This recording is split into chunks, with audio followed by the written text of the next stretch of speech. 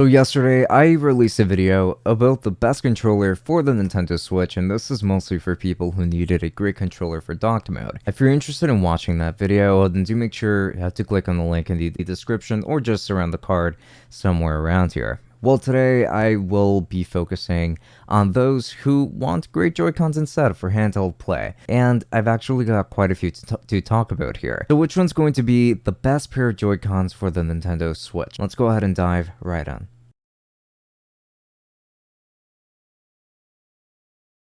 For more content, do make sure to subscribe to this channel because we upload fairly often and focus on all sorts of tech products. So do make sure to leave us a like and comment any of your thoughts down below while you're at it. It really helps us with the algorithm. And if you want to support us further, then we've actually got a Patreon open which offers early access to content and special insight to projects that I'm always working on in case that is something that interests you. So links to everything down below. So let's begin by talking about the original Joy-Cons. These are exactly what you would expect and what you already have, I'm sure. There isn't really too much to say here about these, except that most Joy-Cons have been modeled after this one, and we will be seeing quite a few of that moving forward. So next up, we're going to be talking about the Bimbok controllers. So these are going to be the Bimbok Joy-Cons, and they are absolutely massive. They are black with RGB lights around the thumbsticks, and they even have a great grip around the back with an additional 2 buttons to be able to remap other functionality to it. This controller is really for people who are looking for comfort over portability without a doubt, as these make the footprint of the Switch increase in size significantly, but I can't really wait to share my results nonetheless. Oh, but I forgot to mention that you have to charge these over USB-C, which is kind of annoying. But for every Joy-Con here, and most of them are going to be needed to charge over USB-C, and one of them over micro USB, so we are going to be talking about that pretty soon. So the Hori pair does stand in a very similar situation because these are pretty big, but not really as big as Bimbok's offering.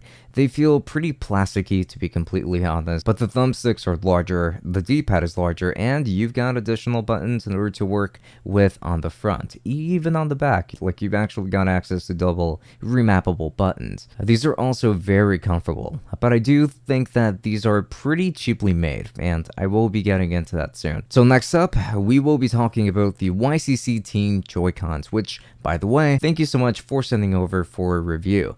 These are very similar to Joy-Cons in just about every way, but there are going to be some advantages. The buttons feel clickier, so it's faster to use these, and there is a built-in D-pad that is also on the clickier side of things. These Joy-Con are quite nice, and I will talk about how they perform later. These, however, do have separate connections over USB-C, so you will need to charge them that way. And then we finally have the Gamepad New Grip Joy-Con. This pair is somewhat similar to the original Joy-Con, but they have a grip around the back, and the buttons feel mushier for sure. However, you do also get an actual D-pad, and I found that this form factor and design works very well for me.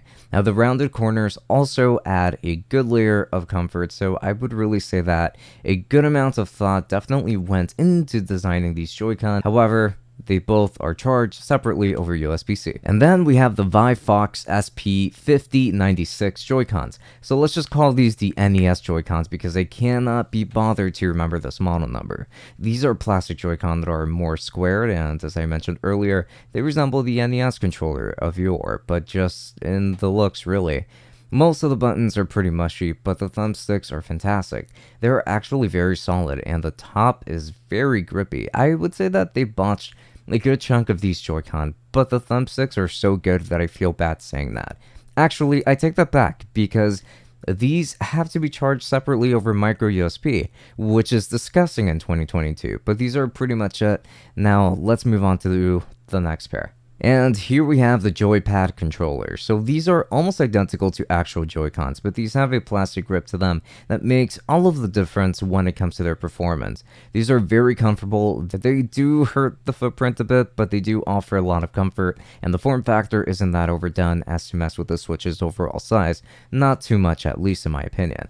Also, besides the original Joy-Con and Hori's, offering these do not need to be charged over a separate port.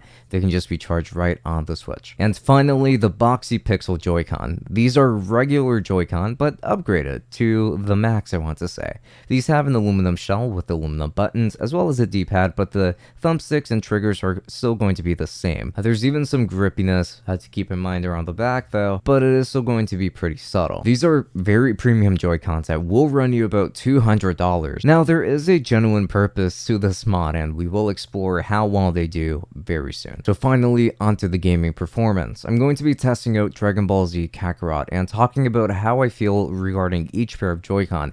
I'm going to do one of the toughest bosses in the game to really put these controllers to the test, or through the rings, I suppose. So hang on tight. The regular Joy-Con performed exactly as you would expect. I'm used to using normal Joy-Con, so I wasn't really bothered by them, but many people dislike the form factor, or not only the controller itself, but also the size of the buttons, and I can totally understand that.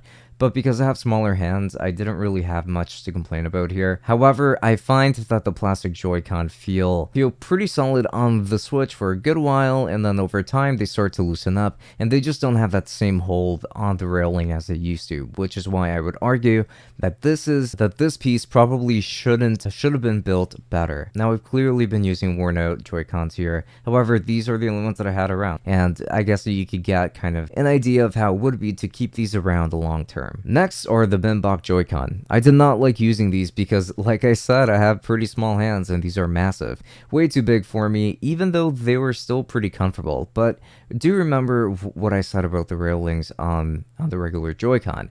Well, they appear to be even worse on this grip, because you're tugging at the controllers essentially. It just feels like they wobble a lot more, which is not good. It makes these feel so unbelievably cheap. Otherwise, the buttons were actually pretty good, and the triggers were pretty good too, but the thumbsticks really made the gaming experience a much nicer one, because these are concave sticks. But I personally cannot get over this form factor, even though I, 1, get these only if you have big hands, essentially. The Hori Joy-Con were much better in the build quality because they have these plastic pieces around the back that keeps them from wobbling on the Switch, which is lovely.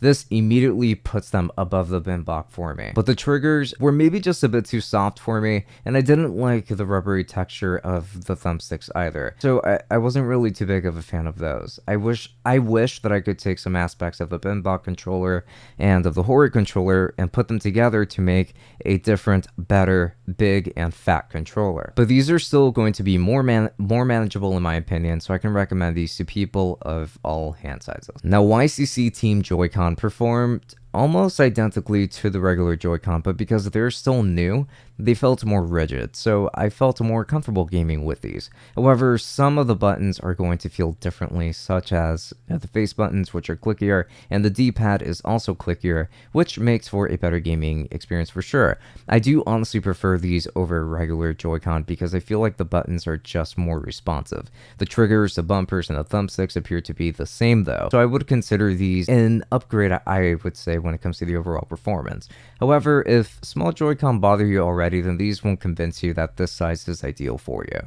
It works for me, but it may not necessarily work for you. It just strongly depends on who you are. Now, for the gamepad Joy-Con. These were the most comfortable ones in this entire list, hands down, and this is because the grips do generally add a lot of comfort here. These aren't oversized to compensate for anything ridiculous. They're just regular Joy-Con with grips on them, and they feel great. It kind of feels like the grip on the Nintendo Switch Pro controller actually. It kind of has that kind of plastic and texture to it. I felt very efficient gaming with these because of that, and I felt like I could perform better in this game, which is kind of a big deal. Honestly, I would give these a try regardless of the size of your hands or your preference towards or against Joy-Con, because this is just something worth experiencing. You might be willing to tolerate the switch buttons and thumbsticks with this controller scheme, and also these should have come with a D-pad, like almost every other Joy-Con that I feature on this list, which is a missed opportunity, but still a pretty good pair. Now, the NES Joy-Con had a lot of that wobbly, unstable issues with the rails, and that was not. But the joypad are second in command, worse because there is no real balance in the weight between the Joy-Con here and the Switch, heavier. This definitely gets in the way, and the buttons, and I mean all of them, just feel really mushy. So I did not enjoy the experience of using them. I thought that I would when I ordered these, but clearly I was wrong, and I wouldn't recommend them. It's a shame too, because I love the thumbsticks. We really need a redo, and I'm willing to pay more for better ones, trust me. To the gamepad Joy-Con, and because these have a great grip and the shape is more to my taste. But the colors, I really couldn't find better colors for these, and I don't know if that has changed. But anyway, these have performed really well. They felt like upgraded Joy-Con with a grip, which was a bit mushy. Well, I want to say that the face buttons were actually pretty mushy, but not too much either, and things like that. I still like them, but not really enough to rank them over the gamepad Joy-Con. So, next! Lastly, we have the boxy pixel Joy-Con. These are constructed out of aluminum. The face buttons, the D-pad, and the shell are all metal, and the buttons are much clickier as a result. I personally prefer that because I don't like mushiness in my buttons. I like a solid, immediate feedback, and I certainly am not looking for retro feeling to my controller. These were fantastic for me because of these attributes, and they clink onto the Switch like there's no tomorrow. The weight feels more evenly distributed too because these have your controllers, so I consider these a fantastic buy, to be completely honest, if you're willing to throw away the money that these costs, because these are very expensive. I did a shell swap back then, and I ended up ruining my initial batch, so I had to send over a request for them to assemble it and buy the Joy-Con and pretty much do everything for me, and ended up being very expensive. But still, I haven't regretted it since. So in conclusion, my favorite Joy-Con are the ones that are least feasible for people to get, and those are going to be the boxy pixel ones. These are the ones that I've been daily driving for almost an entire year now, and absolutely love them.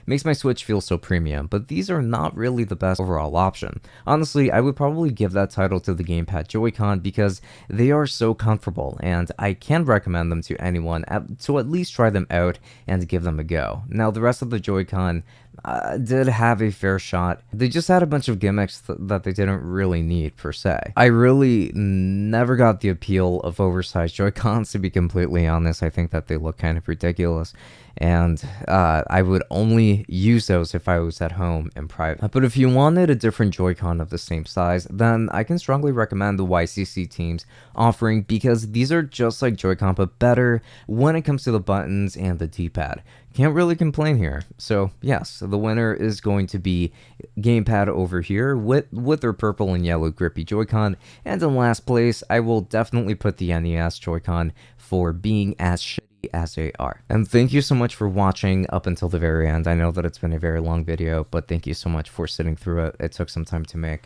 I wanted to also remind you guys that I have affiliate links to all of these Joy-Cons down below. If you do decide that you want to buy any of them, please make sure to use my link because it does support this channel quite a bit, so I would appreciate that quite a bit. And also, I wanted to give a special thanks to all of our patrons, beginning with the tier 3s, Omar, Saad Al-Wazal, and Aaliyah. Thank you so much for everything. It is always appreciated. Now, all of you guys, the rest of the patrons should be listed right on screen over here. So please make sure to have a look at your name, because I'm very grateful for all of your support. Also, I do stream on Twitch every now and then, and on Instagram I post every now and then. But with that said, this has been Francisco from Tech Summit. Thank you for watching, and until next time, enjoy.